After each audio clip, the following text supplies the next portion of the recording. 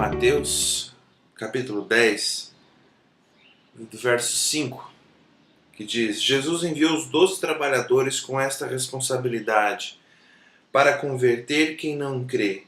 Não comecem viajando para longe. Não tentem ser dramáticos, travando batalhas contra algum inimigo público. Procurem os perdidos que sentem confusos aqui mesmo na vizinhança. Digam-lhes que o reino já está aqui. Levem saúde para os doentes, ressuscitem os mortos, toquem os que são considerados imundos, expulsem demônios. Vocês são tratados com generosidade, por isso vivam generosamente. Só esses versículos 5 a 8, mas no decorrer desse capítulo Jesus vai dar outras orientações a respeito desses 12 trabalhadores. Mas a nossa percepção que tudo que também vai estar descrito aqui no capítulo 10, e inclusive o que a gente viu, é só para aqueles 12 discípulos que Jesus estava falando assim: olha, vocês, vem comigo. Você, vem comigo. Não é só para esses discípulos da época de Jesus. Se nós somos de fato discípulos de Jesus, ou pelo menos estamos tentando ser discípulos de Jesus, isso se aplica a nós também, como cristãos, como crentes em Jesus Cristo. Isso aplica-se para nós. E o que é esse reino que Jesus está falando, né? Esse reino já está aqui. Jesus veio combater, veio implantar na terra o reino dos céus, o reino de Deus. Interessante que Mateus gosta de tratar isso em outras versões da Bíblia como o reino dos céus, enquanto os outros evangelistas gostam de... Nos outros evangelhos, aliás, a gente percebe isso como reino de Deus. E o Mateus gosta de chamar reino dos céus. Mas o reino está aqui. O reino está aqui no sentido que o que é visto na sociedade, naquela época, César, não é isto que nós vamos fazer. Não é isso, não é esse tipo de barganha, esse tipo de sociedade, esse método que nós vamos viver. É muito além disso, é algo que o homem não compreende, o homem natural não vai compreender. Por isso que Paulo em Coríntios vai dizer que é loucura para o homem. Algumas coisas do evangelho vai ser loucura.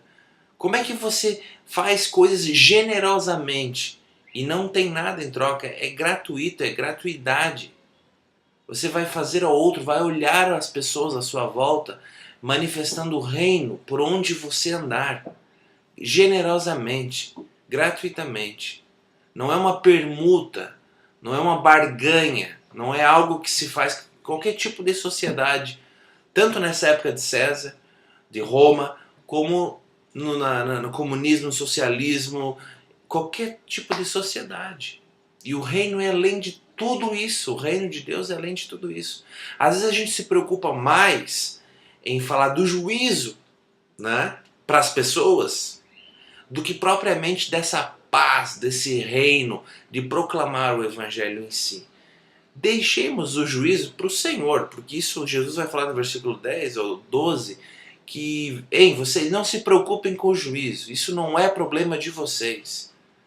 Então a gente se preocupa tanto com o juízo que a gente não fala da própria paz, da próprio evangelho, que é o que nós temos que fazer, que Jesus também estava recrutando esses 12 discípulos.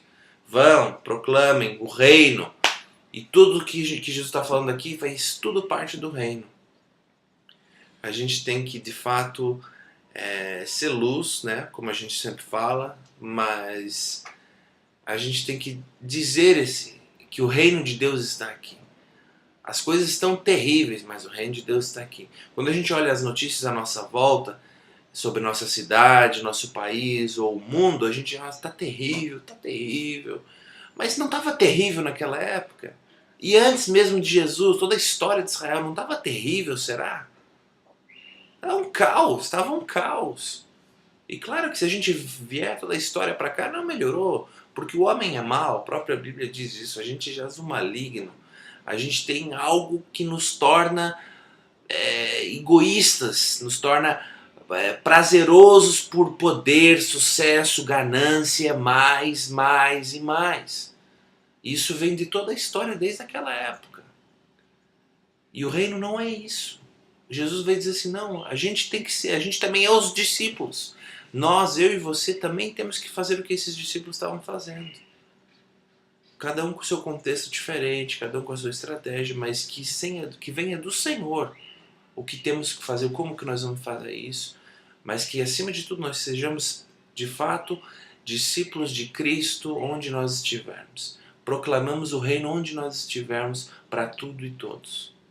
Essa é a minha oração, esse é o meu desafio para nós.